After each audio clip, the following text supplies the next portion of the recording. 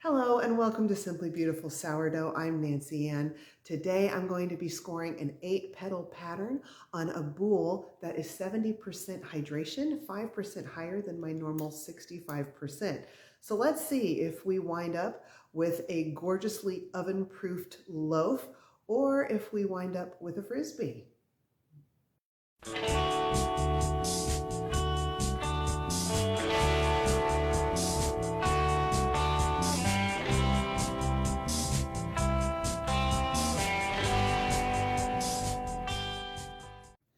So here we are getting going. I put a bowl on that when it proofs overnight in the fridge because it's just less cumbersome than plastic wrap. And my bread sling by Bread Basics. I love this. It's 9.5 inches wide. The affiliate link is down below. However, as of this recording, they are out of stock of that size. So you might want to check back later. I understand why. It's a great size. It works for boules and petards, but Christmas probably drained them. So she told me in a couple of weeks they should be back in stock. So I'm centered over my turntable, get rid of that banneton. Now I'm going to wet my hands. I'm going to dampen the loaf. I will rinse my hands once it's damp, and that gives this water just a minute or two to set in so that when I sprinkle the rice flour on it, it is not gummy. I'm going to sprinkle the rice flour, paying particular attention to get it down around the base of it, which is a place I often miss. I'm sprinkling quite liberally. I cut it off here because I realized midway through this that I had lost my dental floss. So I stopped while I was hunting for it and then picked back up again. So you're going to see that end. But I'm getting it on pretty thick because I want to see this part clearly. So here I am, and I'm trying to get that centered over. Now the camera is at a little bit of an angle. Pardon my hair. I really thought I had that camera down low enough that my hair wouldn't be a factor. I should have pulled it back. And I'm just going to divide this into 8 equal sections. This really helps a lot. And the next part I do with the end of the skewer might be a little bit unnecessary, but I found that my angles tend to get steeper and grow. There's just a cheap wooden skewer. I use the dull end so I don't poke holes. So I'm just going around the bottom now. I'm trying to get that out from underneath the camera holder thing. And I'm determining where my petal, the round edges at the bottom of the petal are going to go. And like I said, these tend to get higher as I go around to each petal until I get to the beginning if I just free cut. And then they are, the last one doesn't match with the first one. So I found that the more outlining I can do, usually the better. So here we go. We're just outlining little rounded corners on each one of those. And those scoring lines I did are actually going to be also my cutting lines for the petals because I want them to split and give plenty of room for the oven spring to hit and raise the whole thing up when it's done. This, by the way, is a 70% hydration loaf. That is 5% higher than my normal hydration of 65. I'm hoping as I score this that it doesn't spread out too much. The reason why I raised it 5% is I was also hoping that I could increase my crumb. I tend to not have a real open crumb because of the lower hydration, although it's getting better since I've been better at not underproofing, but I was just seeing if I could kind of make this work. So I'm saying I like that wheat stalk I just tested on there. But now I was doing something else and I don't want to do that. I'm going to do the wheat stalk. So anyway, I'm hoping that it doesn't spread out too much because of that added hydration while I score. So here I go. The first little swoop there, the lower edge. Yeah, my hand's in the way. I'm sorry about that. I'm still working on how to work with camera angle. And so you can see everything. And also the base of my tripod is right there by my left hand. I mean, I'm almost hitting it. You can kind of see one of the feet sitting there. So it's a little bit awkward for scoring, but I think you can get a pretty good idea of what I'm doing here. So I'm giving a rounded corner. And I'm not I'm not cutting down around the bottom of each leaf because I want it to stay attached at the top. If I do that, the likelihood that the leaves are actually going to rise off separately and kind of come up from the bottom is pretty high. I want it to stay hooked to the bottom on the top so it does more of a flowering pattern rather than 8 separate leaves kind of, floating around on the loaf once it gets in there and the oven spring comes into play. So I'm rounding my little edges. Some of them I got a little rounder than others, but I don't think it really mattered in the long run about that. I don't remember. How many have I done? That might be the last one right there. And I'm getting pretty deep on this because these are my main scores. I mean, I want it to really spread out in the center. Now, here I go. I'm doing my little wheat stalks. And instead of doing a stripe down the middle, which would have probably worked pretty good because the tension here is even, so it probably wouldn't have spread out too much at the sides. In a boule, your tension is normally even all the way around, depending on how you shaped it. Hopefully you shaped it in a round pattern. But I'm not doing the stalk up the middle. I'm just simply doing the little kind of wheat, what are those? Wheat strands off on either side. The stalk is implied. I mean, people kind of know what it is. And it's just a little bit of a pretty pattern. And that makes it a little bit less complicated. But those little pie-shaped sections, the leaves, are fairly limited in their size.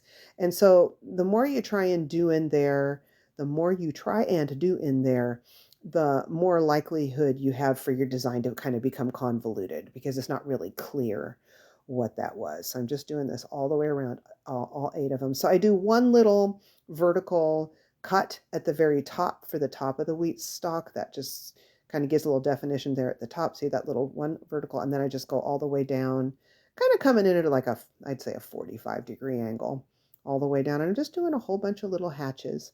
The further I got into doing this, the braver I got about putting more and more hatches. At first, I tend to start out very conservative. So I think I go back there at the end and I add some to the first one. Here we go. And I think I'm coming up, and right now I'm trying to debate. Did I already, couldn't really see from my angle. Yeah, okay. And now I'm deepening the score. I couldn't see from my angle whether I had scored that one wheat, and then I figured out I had. So now I'm really deepening the score. I really want it to spread right along those lines. And then I'm like, did I do that one? Then I found the one I missed. Sometimes I just have to take my time and look. So at this point, I decided I wanted to use the scissors. So I went over to my sharps drawer and I got out the kitchen shears. And I'm going to just snip right underneath the ends of each one of those in a hope that it will kind of raise off and each one will kind of make like a little mini pointy ear when it hits oven spring. Some of them did, some of them didn't, as you will see at the reveal and at the end. And now I'm going under and I'm making sure I have a nice deep. I kind of let that scored section rise up quite a bit.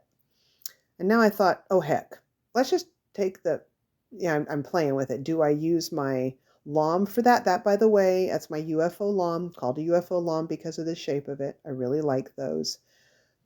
I got new razor blades from the last one. They came in. I had replaced it right before this. And so I think, no, I don't want to slice that with the lawn. I want to use the scissors. I just felt like the lawn was going to cut down possibly into that deeply scored part, and I could end up with little striations kind of instead of it spreading apart smoothly across the score. So I'm kind of counting as I go up. If I remember correctly, I had either 12 or 14 snips on each edge. I'm not super paranoid about that, but it just gives me an idea so you don't wind up with one that has like 8 and one that has 14. Then it can become apparent you sort of weren't consistent with it. Of course, you're going to eat this. So if it's not perfect, like I always say, you get to eat the evidence. I'm sure at this point people can quote me on that. Here we go. And this just gives a nice little leafy pattern at the edges. I'm not cutting in too deeply. I'm just snipping the edges, little tiny snips going all the way up. And I'm trying to keep my snips in an upward direction towards the center, but it works better on the ones on the right side because I'm right-handed. So on the left side, I think some of them may have gone down a little bit, but as you'll see in the end product, it didn't really matter that much. So then I turn to the other side, and now because, oh, I see I'm working real hard on staying up, but it's hard around that lower edge where it curves up.